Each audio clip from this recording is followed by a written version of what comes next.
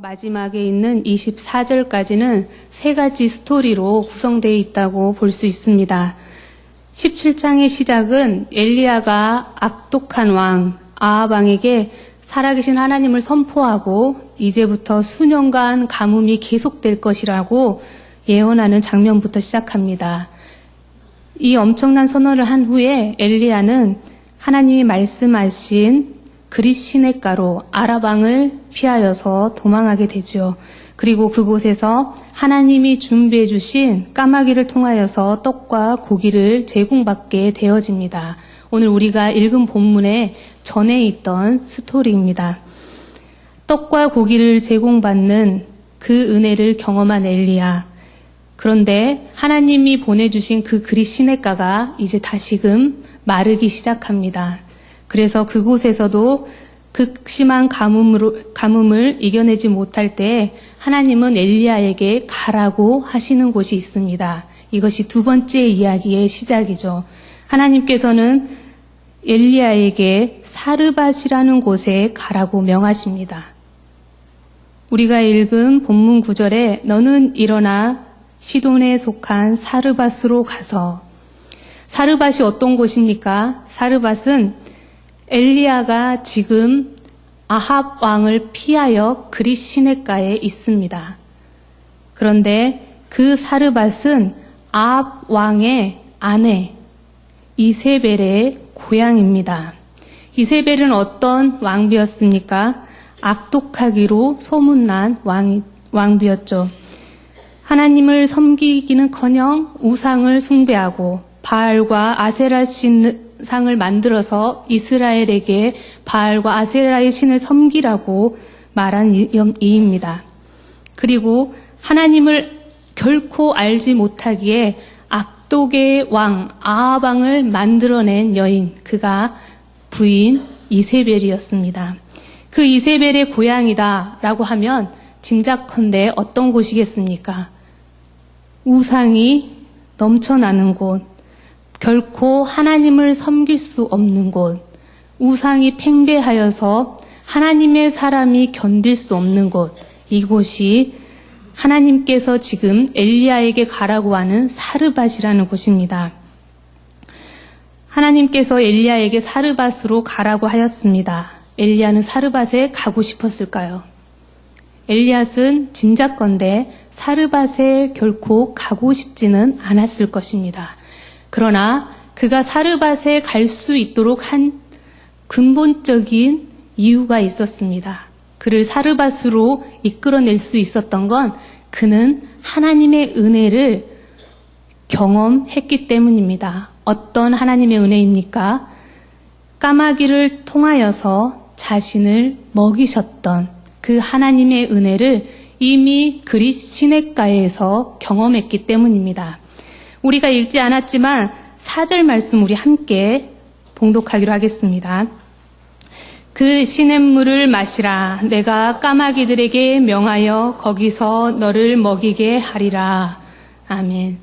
이미 엘리야는 까마귀를 통하여서 그릿 시냇가에서 머물고 있으면서 떡과 고기를 제공받았습니다. 그 은혜를 경험했습니다. 결코 사르밧으로 가기는 싫지만, 우상이 팽배하고 득실거리는 그곳으로 가기는 싫지만 엘리야는 하나님의 말씀을 생각하고 하나님의 말씀을 의지합니다. 어떤 말씀입니까? 우리 9절 말씀 함께 읽어보도록 하겠습니다. 너는 일어나 시돈에 속한 사르밧으로 가서 거기 머물라. 내가 그곳 과부에게 명령하여 내게 음식을 주게 하였느니라. 아멘. 4절과 9절에 동일한 의미가 있습니다. 4절에는 하나님이 까마귀를 명하여 엘리야를 먹이게 하겠다고 하셨습니다. 그리고 9절에는 누구를 명하여 먹이게 하겠다는 것입니까? 과부에게 명했다고 했습니다. 이미 까마귀에게 하나님이 명하여서 그릿 시냇가에 갔더니 정말 놀랍게도 까마귀가 엘리야를 먹이는 그 은혜를 경험했습니다. 아무리 사르밧으로 가기 싫어도 하나님이 까마귀에게 명해서 자기를 먹이셨던 것처럼 이번에도 동일하게 과부를 명하여 자신을 먹일 것이라는 것을 알았기에, 그 은혜를 경험했기에 그는 하나님의 말씀에 의지하여 사르밧으로 갔습니다. 엘리야가 사르밧으로 가서 성문에 이를 때 한 과부가 나뭇가지를 줍고 있었습니다. 엘리야가 과부에게 말하죠. 그릇에 물을 가져오라고. 자신의 목을 축일 수 있도록 그릇에 물을 가져오라고 말합니다. 과부는 물을 가지러 갑니다. 과부는 어떤 사람이었을까요? 마음이 착한 사람이겠죠. 길 가는 사람, 모르는 사람이 와서 물을 달라고 했을 때 그 말을 듣고 물을 가져다 줄 수 있는 심정을 가진 착한 사람이었습니다. 또한 우리가 짐작컨대 과부는 어떤 사람이었을까요? 하나님의 음성을 듣는 사람이었다고 짐작할 수 있습니다. 왜냐하면 하나님이 이미 과부에게 엘리야를 먹이라라고 말을 했기 때문이죠. 착한 심성을 가지고 또한 하나님의 음성을 들을 줄 아는, 하나님을 아는 과부, 그 과부가 오늘 웬일인가요? 엘리야가 자신에게 먹을 것을 달라고 할 때 그가 12절에 이렇게 말하고 있습니다. 우리 12절 함께 봉독하기로 하겠습니다. 그가 이르되 당신의 하나님 여호와께서 살아계심을 두고 맹세하노니 나는 떡이 없고 다만 통에 가루 한 움큼과 병에 기름 조금뿐이라. 내가 나뭇가지 둘을 주어다가 나와 내 아들을 위하여 음식을 만들어 먹고 그 후에는 죽으리라. 그녀가 대답합니다. 나와 내 아들을 위하여 음식을 만들어 먹고 그 다음에는 죽을 겁니다. 누구의 몫은 없나요? 엘리야의 몫은 없습니다. 이상하죠? 하나님은 분명히 엘리야에게 그리 시냇가에서 사르밧이라는 곳으로 갈 때 말씀하셨습니다. 내가 과부에게 이미 말해 두었다. 너를 먹이라고 말해 두었다. 그런데 막상 만난 과부는 어떻습니까? 당신의 것은 없습니다. 나와 내 아들이 먹고 이제 죽을 일만 남아있을 뿐입니다. 라고 말합니다. 하나님의 말씀과 과부의 말이 다릅니다. 왜 그럴까요? 하나님이 과부를 잘못 지목했을까요? 아니라는 겁니다. 과부는 하나님의 음성을 들었을 것입니다. 하나님의 말씀을 들었을 것입니다. 그런데 자신의 환경을 둘러보니 그 말에 순종하기가 겁이 난 것입니다. 지금 나와 내 사랑하는 아들조차 먹어야 하는 이 한 끼를 엘리야라는 이 하나님이 먹이라고 했던 이 사람에게 주는 것이 너무나도 겁이 났던 것입니다. 그래서 엘리야가 무엇이라고 말합니까? 엘리야가 그에게 이르되 두려워하지 말고 라고 말합니다. 과부는 지금 무엇을 두려워하고 있습니까? 자신의 삶을 두려워하고 있습니다. 자신의 환경을 두려워하고 있습니다. 자신의 모습을 두려워하고 있습니다. 그 두려움이 무엇보다 큽니까? 하나님의 음성보다, 하나님의 말씀보다 지금 더 크다는 것입니다. 사르밧 과부의 모습, 엘리야는 하나님의 은혜를 경험해 보았기 때문에 그리 시냇가로 갔고 그리 시냇가에서 사르밧으로 옮겨갈 수 있었지만 과부는 아직 은혜를 경험하기 전이기 때문에 하나님이 말씀하신 그 음성보다는 자신의 삶의 무게가 더 컸다는 것입니다.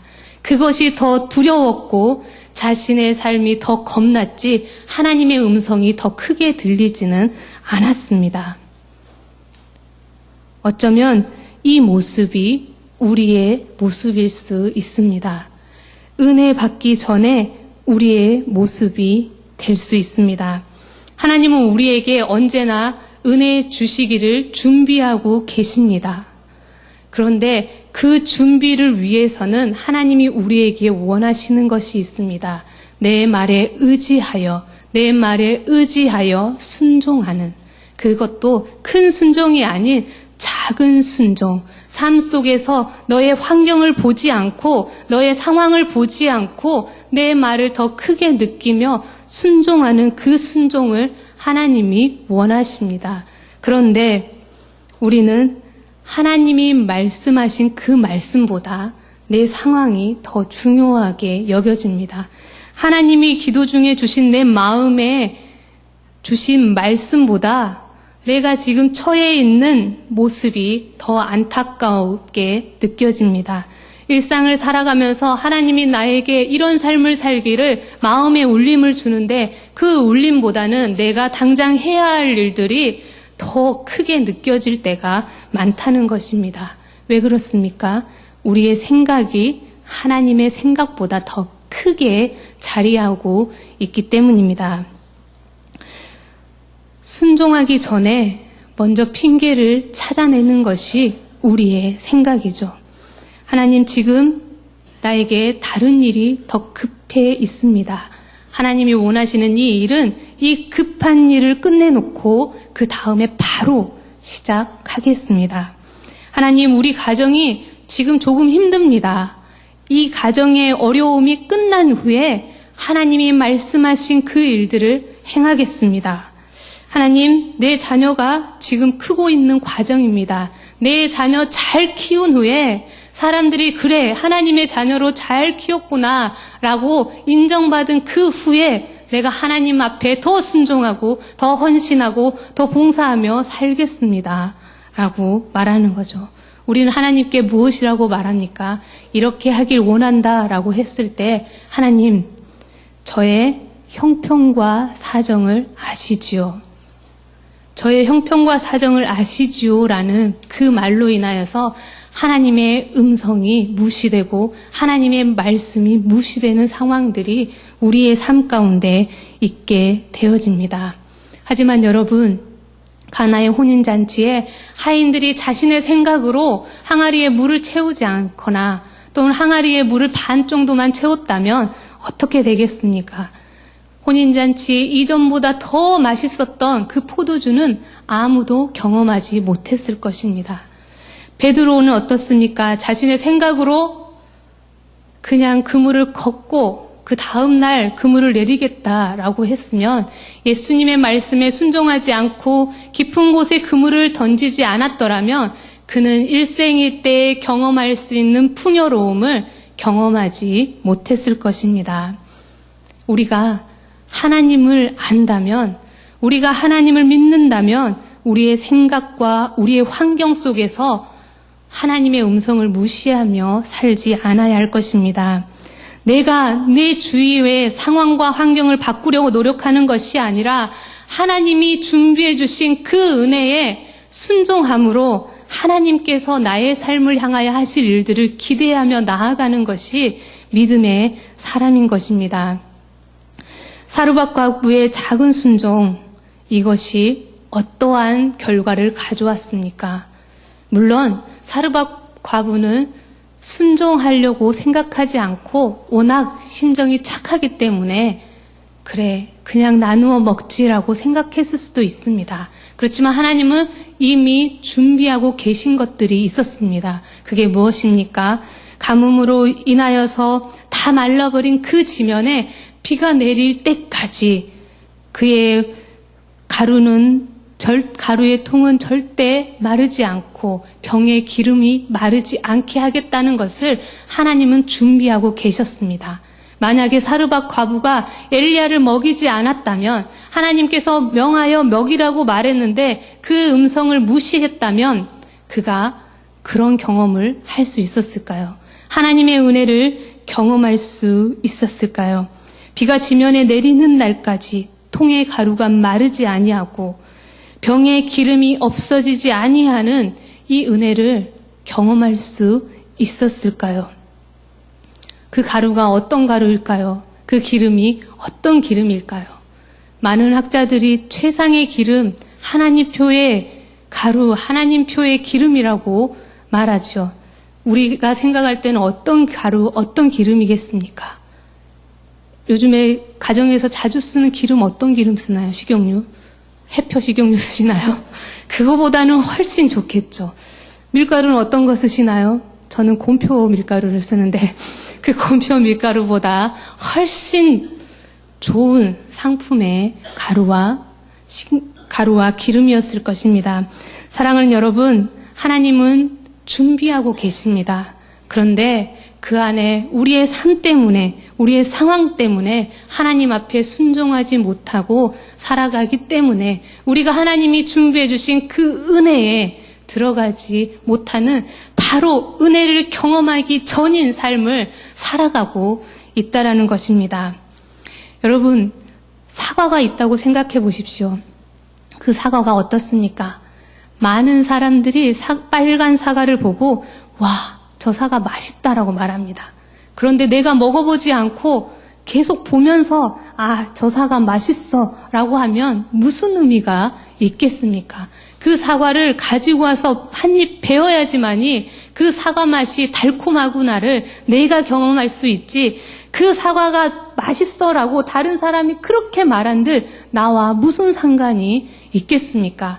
여기 하나님의 말씀이 있습니다.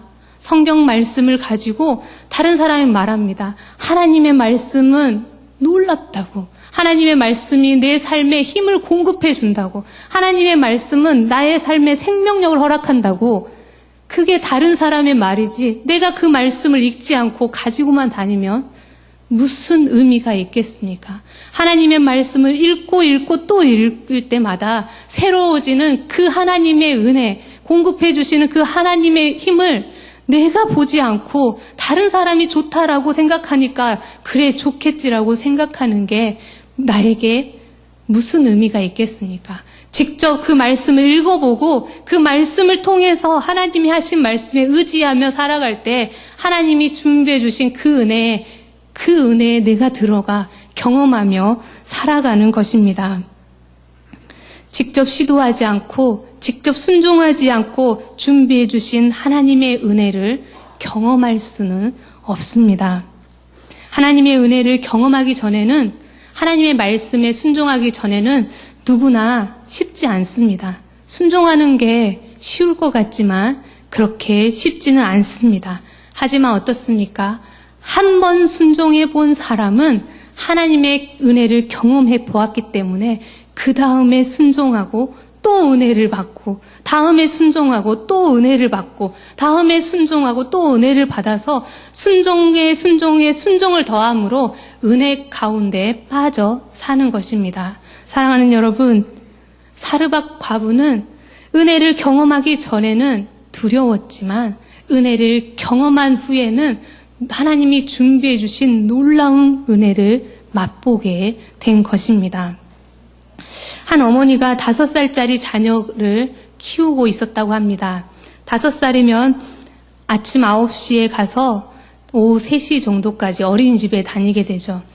어린이집을 갈 때 어린이집 차를 타고 간다고 합니다. 그래서 엄마는 아침에 데려다주고 오후에 어린이집 차를 타고 내려오는 아이를 늘 차가 서는 그곳에서 기다리고 있었습니다. 하루는 아이가 어린이집 차에서 내리면서 엄마, 내가 엄마를 이만큼 사랑해 라고 말했습니다. 이만큼이 아니라 숫자 2, 이만큼 사랑한다고 그랬습니다. 그래, 그렇지, 엄마도 널 사랑해 라고 말을 했죠. 그 다음날 갔더니 그 다음날이 되었습니다. 아이가 이번에도 차에서 내리면서 뛰어나오면서 엄마, 내가 엄마를 5만큼 사랑해 라고 말했습니다.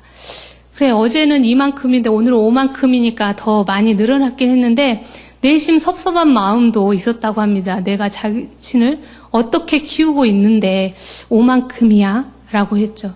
그리고 그 다음날이 됐습니다. 아이가 껑충 뛰어오면서 뭘 하고 했을까요? 엄마, 내가 엄마를 10만큼 사랑해 라고 말했습니다.